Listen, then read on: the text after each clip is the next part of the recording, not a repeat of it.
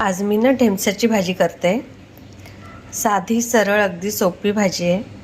कांदा चिरून घेतला, आता हे ढेमसे पण चिरते आणि रोज मी जिऱ्याचं पाणी पिते, तर त्या जिरं पण मी असं काढून ठेवलं आहे आणि थोडीशी मुगाची डाळ घेणार आहे। चला तर लगेच आता भाजीची तयारी करूया। आज मी ढेमसाची भाजी करते। हे ढेमसे घेऊन आली आणि याला ना असे बारीक बारीक केस असतात बघा, त्याच्यावरनं समजायचं हे कोवळे ढेमसे आहे। त्यासाठी मी कांदा चिरून घेतला आहे, लसूण सोलला आहे, मुगाची डाळ घेतली, रोज जिऱ्याचं पाणी पिते, त्यातलं जिरं काढून ठेवलं आहे, पाणी घेतलं काढून बाजूला। आणि आता आपण भाजीची तयारी करूया।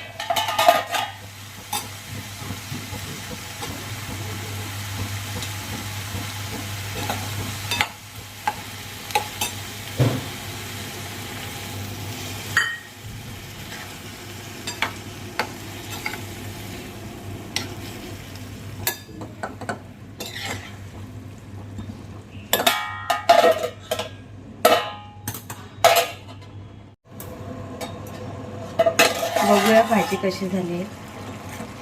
आता अर्धवट शिजत आली आहे। आपल्याला त्याच्यात शेंगदाण्याचा कूट करून घालायचा आहे थोडा।